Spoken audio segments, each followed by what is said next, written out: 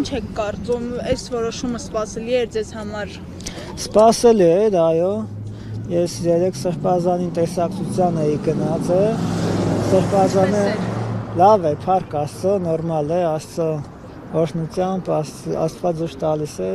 Ինչ էր ասում, սպասում էր նմանատիպ որոշման։ Հենց այս կոնկրետ այս ձևը ասեց, որ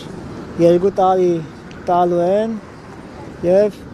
այն 6 ամիսն է ոնց որ լավություն անեն, էլի այդպես ասեց։ Ինքը արդեն կանխատեսել էր այս վեճը։ Գիտենք, որ առողջական խնդիրներ ունի, ավելի սրվել է, հիմա ինչպես է իրան զգում։ Փառք Աստծո, Սրբազանի առողջությունը նորմալ է, որևէ խնդիր չկա։ Լավ է։ Իսկ դատավորի որոշման հետ կապված ինչ կասեք։ Դե դատավորը փաստացի դատական համակարգը ոչնչացրեց իր այս որոշմամբ, որովհետև փաստված իրականություն է արդեն, որ ոչ մեղադրանքը հիմնավորվեց, ոչ որևիցե ապացույց բերվեց, բացարձակ անարտար դատավեճեր էր, քաղաքական պատվեր, որն ակնհայտ է եւ քաղաքական հիմքերով, քաղաքական նպատակներով կատարված դատավարություններ, որպեսզի Միքայել Սրբազանը չխոսի եւ իրենց նախընտրական քարոզարշավին չխանգարի, իրենց վերարտադրվելուն չխանգարի։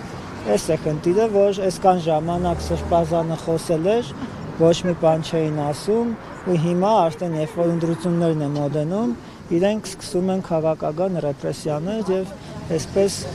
այն ցանկացած ուժ, որն իրենց համար իրական վտանգ է ներկայացնում,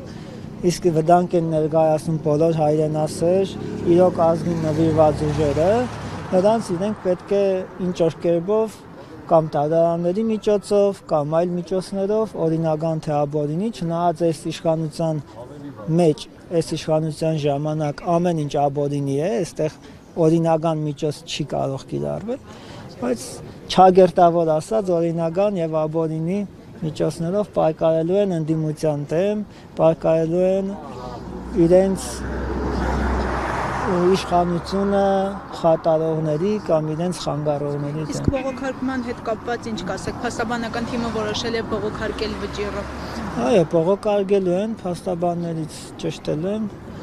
գնալու ենք մինչև վերջ, որպեսզի Սրբազանը արտարացվի,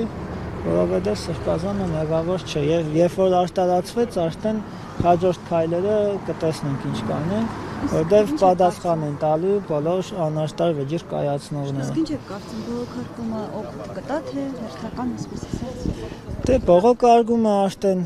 բնական է կցկցկեն, քանի որ էլի նույն իրենց իշխանության տակ է դատարանը, իսկ ինչը որ հանցագործություն է իրականում, մեր սահմանադրությամբ մեր երկիրը ունի 3 հենասյուն, չէ, իշխանության, դատական, գործադիր, չէ, եւ օրենսդիր։ Հիմա դատականը արդեն ոչնչացել են, օրենսդիրը լրիվ իրենցով են արել, այսինքն մենք տեսնում ենք պարզ դիկտատուրա, որն որ հովանավորվում է որոշ ուժերի կողմից, ու որոշ բավական ուժեր են իր հետևում կանգնած, բայց այդ ամեն ինչը ժամանակավոր է եւ ոչ մի բան էլ այս աշխարհի վրա հավիտենական չի, բացի Աստծո առկայությունից։ Իսկ ինչ եք կարծում, եկեղեցու դեմ արշավը կշարունակվի, թե Բագրատ Սրբազանով եւ Միքայել Սրբազանով կողմնակցվի։ Դե դա արդեն իմ կարծիքով կշարունակվի, ինչ եմ այդպես մտածում, որովհետեւ ինքը արտաքին շահեր է առաջ տանում մեր երկրում, ինքը սպասարկում է թուրքական եւ այլ ինձ համար անհայտ ուժերի շահերը, իսկ իրենց շահերին հակառակ է մեր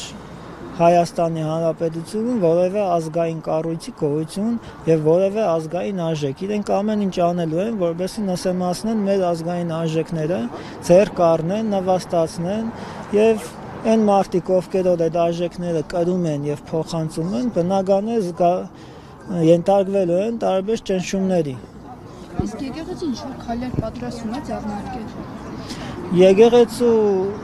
քայլերը եւ կան, եւ հիմա էլ կա,